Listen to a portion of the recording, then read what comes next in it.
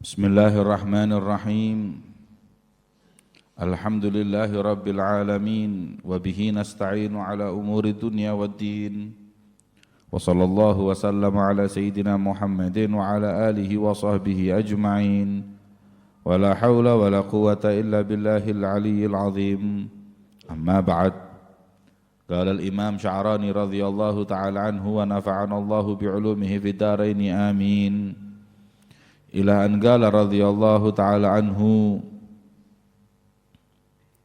wa kana yaqul kullu muridin tahawana birtikabi ma'siyatin wahidatin la yaji' minhu syai'un fit tariq wa rubbama raddathu tilkal ma'siyatu ila halatin anzal bima mimma kana fihi qabla dukhulihi tariq wa kana yaqul la yakunul muridu sadiqan hatta yatrukal ma'asi jumlatan wa tafsilan wa yatrukul maila ila dunya suratan wa tamthila wa kana yaqul min adhari syai'in 'alal murid al-ikthar min al-a'malis salihah liyuhmad 'ala dhalik fala yazdad bi kathratiha illa tardan wa makta wa hadha amrun yakhfa 'ala katsir minal muridin qala wa min huna aujabu istilahan 'alal murid al-israr bi a'malihi hasba taqah hatta yaqwa wa yatamakan. Bismillahirrahmanirrahim. Mata yakunul muridu shadiqan.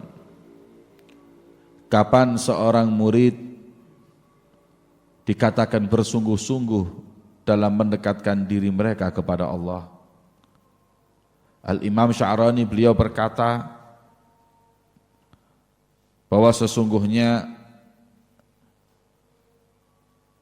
setiap murid yang menganggap enteng dan biasa suatu kemaksiatan, walaupun hanya satu saja, la yaji syai' minhu syai' fit tariq,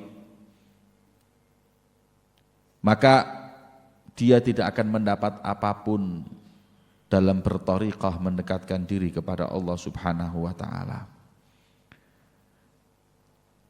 Bahkan yang lebih parahnya lagi, apabila seorang murid tersebut bermaksiat kepada Allah, karena kemaksiatan itu niscaya terlemparkan murid tersebut kepada keadaan yang justru lebih hina, lebih merosot, lebih rendah dari ketika sebelum dia berthariqah dan menuntut ilmu dan mendekatkan diri kepada Allah Subhanahu wa ta'ala. Kalau seorang santri sudah mondok terus maksiat, ditakutkan nantinya keluar dari pondok mempunyai keadaan lebih bobrok dari sebelum dia mondok. Ndak justru mondok tambah alim, tambah na'udzubillah, tambah justru ahli maksiat. Ndak dengan mondok justru dia mendapat kedudukan tinggi, malah dia mempunyai kedudukan yang lebih rendah sebelum dia masuk pondok pesantren. Apa sebabnya? Tahawan fil maksiyah, karena ketika nyantri menganggap enteng dan biasa maksiat sama Allah Subhanahu wa ta'ala. Maka itu sudah menjadi adat kita orang-orang sufi, santri maupun murid itu menganggap sesuatu yang dosa kecil itu kabair. Makruh itu kayak dosa. Sunnah itu kayak wajib. Itu sudah hal yang menjadi kaidah dalam kehidupan pondok pesantren. Sunnah itu aib meninggalkannya seperti wajib. Keluar masuk masjid kakinya itu kalau nggak diperhatikan kayak orang maksiat. Masuk kamar mandi kaki kanan itu buat seorang santri itu asi. Jangan dianggap hal biasa. Segala sesuatu yang makruh apabila diperbuat oleh seorang santri seperti berbuat sesuatu yang haram. Minum berdiri, makan berdiri itu tidak haram, itu makruh, tapi buat santri aib. seperti perbuatan yang haram. Ghibah itu adalah kata ulama termasuk shaghair, dosa kecil. Tapi kalau santri yang ghibah kayak kabair. Lah, jangan bayangkan kalau santri itu berbuat kabair. Kayak tarikus sholah. Ya, ataupun ya kizib, berdusta. Dan kadang berdusta itu jadi hal yang biasa buat santri, na'udzubillah. Lah kalau sudah santri kadzab, dikenal pendusta, pembohong, ini orang nanti keluar dari mondok mempunyai keadaan aswa, lebih hina, lebih rendah dari sebelum dia mondok. Mending jangan mondok sekalian. Kalau mau mondok terus mau maksiat, mending jangan mondok. Eman, dia akan menjerumuskan dirinya dalam keadaan yang lebih hina. Kalau sudah dilihat anak mondok ini kok tidak tambah tidak karu-karuan, wis bismillah metu kok pondok. Kalau Anda nggak mau berubah, tidak mau bermujahadah mendekatkan diri kepada Allah, menjauhi semua kemaksiatan, hati-hati. Makanya nggak sedikit ada satu anak khair lumayan masuk pondok pesantren, pulang tambah tidak karu-karuan, orang tuanya bingung. Ini di pondok no ya kok tambah nakal, mesti temennya nakal-nakal. Bukan masalah temen, tahawan bil maksiyah, menganggap enteng maksiat. Lain halnya kalau dia berbuat maksiat terus nyesel, terus taubat, nangis. Maka itu hal yang seperti ini perlu betul-betul kita perhatikan. Keadaan kalian di pondok pesantren adalah keadaan kalian nanti dalam masa depan. Manjadda wajtahad, yang mujahadah, serius dalam nuntut ilmu, nggak banyak ngobrol, nggak banyak majelis, kemudian nggak berbohong, nggak maksiat. Dia nanti ketika keluar yaitu keadaannya. Dia keadaannya akan menjadi yang lebih baik. Kalau ada seumpama Ustadz, ini ada satu santri Masya Allah dulu di pondok khair, wali Allah, gak taunya keluar sekarang tidak karu-karuan. Siapa yang bilang kalau dia khair wali Allah di pondoknya? Gak tahu ente. Mungkin dia melakukan suatu kemaksiatan yang tersembunyi, yang kita nggak tahu, yang kita nggak melihatnya. Maka keadaannya pun ketika keluar dari pondok pesantren menjadi keadaan yang na'udzubillah lebih hina, ahwan min qabluh, ya, daripada sebelumnya. Sebagaimana yang dikatakan oleh Al-Imam Sya'rani, ila halatin anzal mimma kana fihi qabla dukhulihi thariq. Syuf, diingatkan kita kepadanya. Makanya hati-hati. Pondok pesantren adalah miniatur kehidupan inti. Kelak nanti sekeluar daripada pondok pesantren yang jaddah, wajtahad, yang manfaat ilmunya, mau berdakwah, mau mengajarkan, kemudian dia itu tidak mempunyai sifat sombong dan ini, dia akan keluar yaitu dia. Manfaat di pondok, niscaya dia akan lebih manfaat ketika dia keluar dari pondok pesantren. Ahli taat di pondok, niscaya keluar dari pondok pesantren pun dia menjadi orang ahli taat. Maka kita diingatkan oleh beliau Imam Sya'rani agar kita ini para muridin la tatahawanu bil maksiyah. Jangan kalian ketika nyantri, baik ketika di pondok maupun keluar, menganggap enteng kemaksiatan, khususnya melanggar daripada syekh ataupun guru yang telah memberikan ketentuan konun atau peraturan kepada santrinya. Ya. Maka itu banyak ya, perkataan-perkataan para masyayikh ya, yang mengingatkan kita akan ketidakberkahan ilmu apabila kita itu melanggar guru. Ya. Jangan dianggap hal yang remeh. Ini kan tidak maksiat, cuman ngelanggar guru. Guru yang dilanggar itu akan niscaya membawa ketidakberkahan ilmu yang dia peroleh di pondok pesantren tersebut. Maka itu kita diingatkan akan hal tersebut. Yang kedua, wa kana yaqul la yakunul murid shadiqan. Bahwa sesungguhnya seorang murid itu enggak dikatakan bersungguh-sungguh, enggak sempurna, kecuali sudah bisa meninggalkan kemaksiatan jumlatan wa tafsilan, maksiat baik global maupun yang terperinci, dosa besar maupun dosa kecil. Wa yatrukul mail ila dunya, dan enggak boleh dalam hatinya ada condong kepada dunia. Na'udzubillah min dzalik. Suratan wa tamthilan, suratan kelihatan nyata ataupun tidak. Maka itu muyul ila dunia itu adalah condong kepada dunia adalah syiarnya para pewaris Fir'aun, Korun. Ya, kata ulama, al-mal mirathu Fir'aun wa Korun, wal ilm mirathul anbiya wal mursalin. Ya. Warisannya Nabi dan Rasul itu ilmu yang kita pelajari sekarang. Warisannya Fir'aun, Haman, Korun itu dunia, uang. Itu warisannya.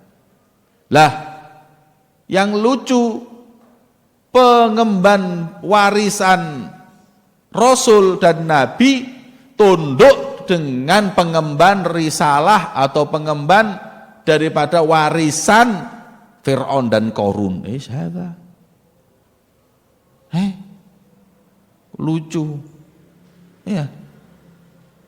Ada ulama, ada santri nyium tangan orang kaya bukan karena usianya yang tua atau ahlinya ibadah, karena uangnya. Ya ini ya kirim salam. Zahaba thulutsa dinih, kata Rasulullah, 2/3 keimanannya melayang. Nah, ini jangan dianggap enteng. Au tawadha'a li ghaniyin li ghinahu, rendah, takut, minder sama orang kaya padahal dia ini pewarisnya Rasul, dia pewarisnya Fir'aun. Zahaba thulutsa dinih. Makanya nggak main-main Rasulullah kalau seakan-akan mengatakan ini suatu yang kecil, nyium tangan orang kaya tok. Loh kenapa kok 2/3 imannya itu hilang? Cuman orang kaya, nggak diapa-apakan, nggak dibunuh, nggak diapakan kok sampai 2/3 imannya itu melayang. Karena hakikatnya para ulama, para tulabul ilm adalah wurrathu Rasulillah, pewaris-pewarisnya Rasulullah, dan harta adalah warisan daripada Fir'aun dan Korun. Lah kalau apabila sampai ulama atau sampai yang namanya santri kedonyan, kelihatan orang punya fulus, sudah ngatok, bingung karepe dhewe iki wong fulus iki wong fulus. Hadza hilang, enggak punya iman ini orang. Kenapa? Kif? Lain halnya kalau dia orang awam, makgul. Tapi ini orang santri, pewaris Rasul, tunduk sama pewaris Korun. Seakan-akan di matanya Korun wa Fir'aun a'dham minan nabi wal mursalin. Makanya 2/3 imannya hilang. Pejabat maupun yang lainnya ahlan wa sahlan, siapapun Anda, seorang pemimpin mesti dihargai. Ama ta'zimul qulub, hati sampai tunduk dan lain-lainnya. Na'udzubillah, zahaba thulutsa dinih, 2/3 keimanannya melayang. Sabda junjungan Nabi besar Muhammad sallallahu alaihi wasallam. La tatakabbar, kata Imam Ghazali, ta'azzaz duna takabbur. Santri itu harus aziz, tapi jangan sombong. Aziz itu jangan merendah. Tawadhu' duna tadzallul, yang rendah hati tapi jangan sampai tadzallul, menghinakan diri. Ta'azus yang wibawa tapi jangan sombong.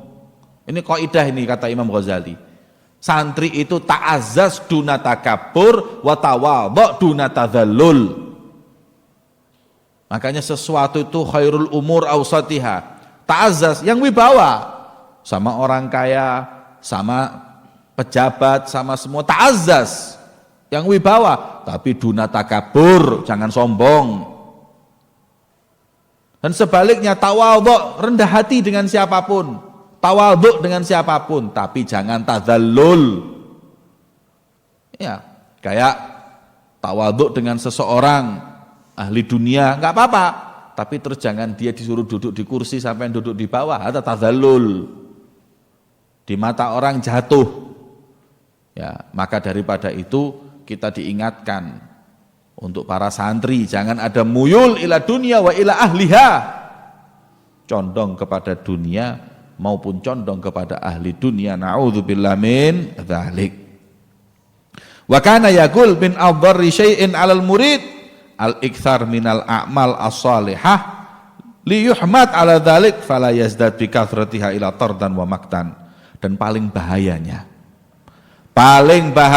bagi seorang murid adalah memperbanyak amalan untuk hanya dipuji orang.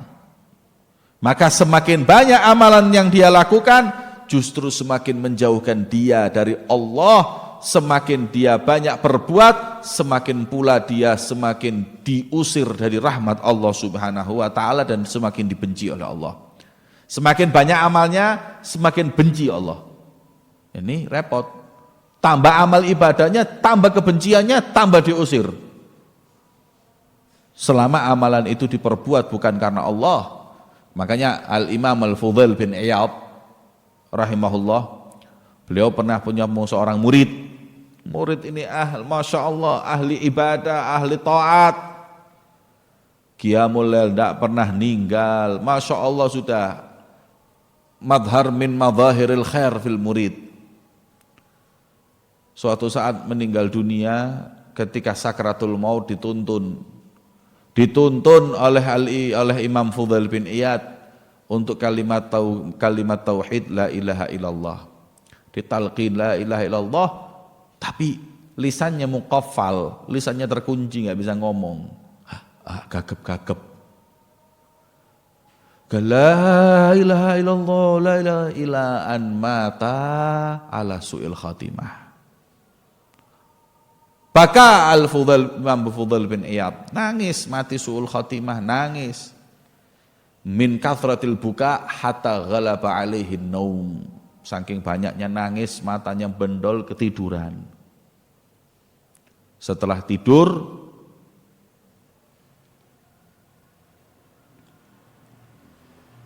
dalam tidurnya mimpi ketemu muridnya tadi. Wahwa fil hal ghair mardi, dalam keadaan yang enggak ridho, enggak diridhoi, dalam keadaan yang hina, wajahnya hitam karena mati su'ul khatimah, naudzubillah, mata ala ghairi iman. Kemudian ditanya oleh gurunya Sayyidina Fudail, ya fulan, fulan muridku, ya, mahaluk, gimana keadaanmu?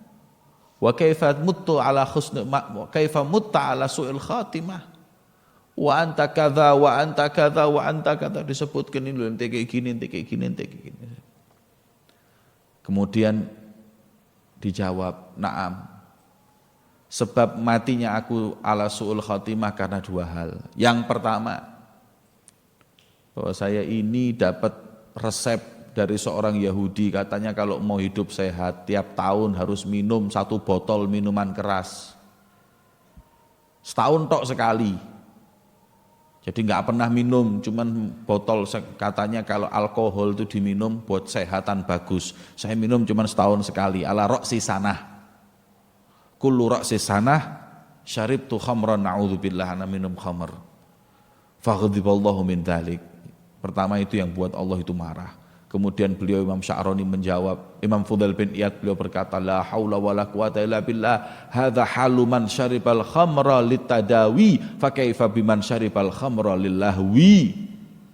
Kalau ini orang yang berobat, enggak ada niat mabuk dia ini, cuma niat mau sehat, matinya su'ul khatimah gara-gara minum minuman keras. Apalagi yang orang tersebut untuk lalai kepada Allah. Yang pertama. Yang kedua, yang kedua, ma min a'malin amiltuh, tidak ada amalan yang aku perbuat dari amalan saya ngaji, saya ini semua hanya untuk li'an ahsula makanah inda syaikhi.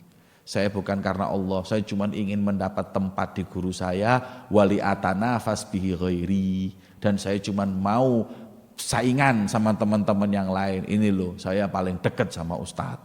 Ini loh saya yang paling dekat dengan Syekh. Gak ada amalan yang lillahi ta'ala. Semua ada cuman hanya untuk mendapat makanah. Bukan untuk menggembirakan Syekhnya. Untuk mendapat makanah lain.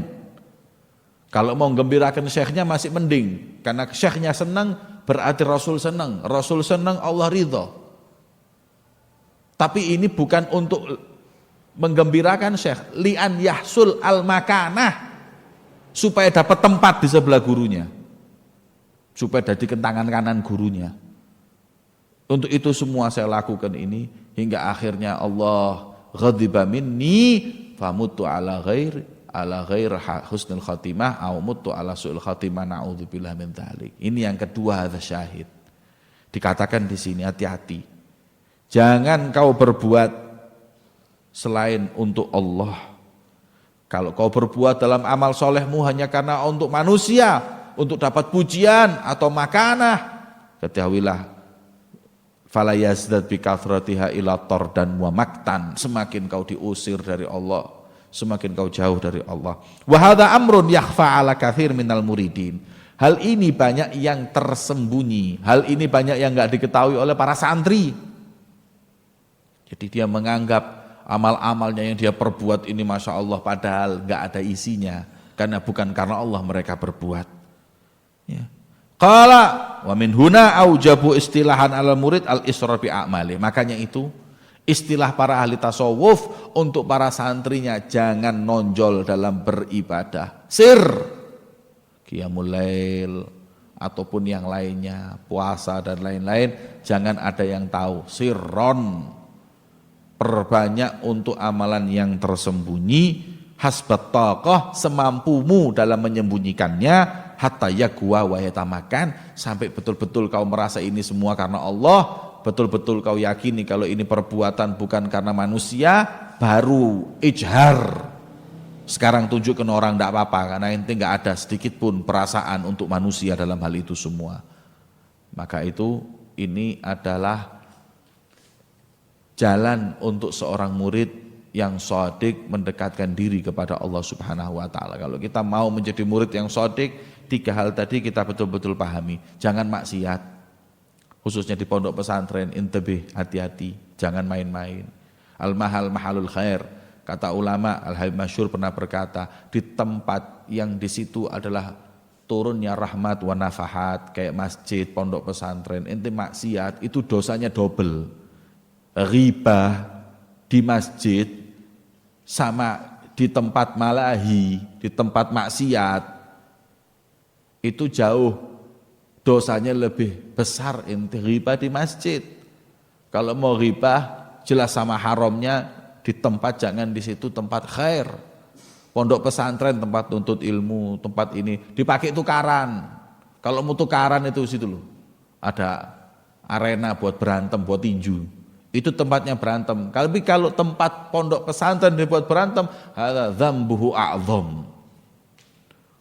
Kalau tempatnya pesantren buat nuntut ilmu, ini tempat dibangun untuk sakannya tulabul ilm, mereka untuk nyantri, mereka untuk memakai adab dan sunnah Nabi, mereka untuk kelak menjadi para dai, terus dipermainkan, dibuat naudzubillah hal-hal yang enggak manfaat ataupun justru maksiat, maka na'udzubillah dosanya double lebih besar. Kalau maksiat di pasar sama di pondok jauh, dosanya lebih berat orang maksiat itu di pondok.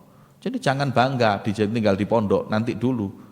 Lalu ente di pondok sampai di pasar podo ngerasani wongi, podo majelase, ya asan ente di pasar daripada di pondok. Pondok sudah dapat dzunub lebih besar, tidak dapat apa-apa. Kalau yang maksiat atau yang ngerasani orang yang majelas di pasar lebih afdal. Wis majelas, kadang ada pembeli dapat uang. Ente tidak dapat uang, tidak dapat apa, malah mengeluarkan uang. Majelas tok. Ma'had dipakai untuk duduk, majelas ngobrol yang tidak manfaat. Atau mau malahi. Ente kira alun-alun nah pondok ini. Hadza fudhulul kalam. Hal-hal yang enggak manfaat dalam perkataan, semua ada waktunya. Ana enggak ngomong dulu. Waktunya bukan waktunya majelis. Ada ayam nanti Lailatul Jumat, ada fadhi. Kita mau majelis, mau duduk-duduk, mau raha cerita ya khair. Atau punya waktu, bukan tiap saat, tiap waktu duduknya dipakai untuk yang hal yang manfaat. Na'udzubillah, hada sesuatu yang enggak manfaat kalau buat talabul ilm kadzam, seperti dosa. Mungkin hal ini makruh tapi dosa di pandangan para santri karena mereka duduk di tempat yang penuh dengan kucuran rahmat Allah Subhanahu wa taala. Semoga Allah Subhanahu wa taala memberikan yang terbaik untuk kita dan menjaga jawarihana, semua anggota tubuh kita dari segala bentuk kemaksiatan. Amin ya rabbal alamin. Semoga Allah menjauhkan kita semua dari maksiatan dan dzunub, dan semoga Allah Subhanahu wa taala menjadikan hati kita condong untuk taat kepadanya dan taat kepada nabinya Muhammad sallallahu alaihi wa ala alihi wa sahbihi wasallam. Amin ya rabbal alamin.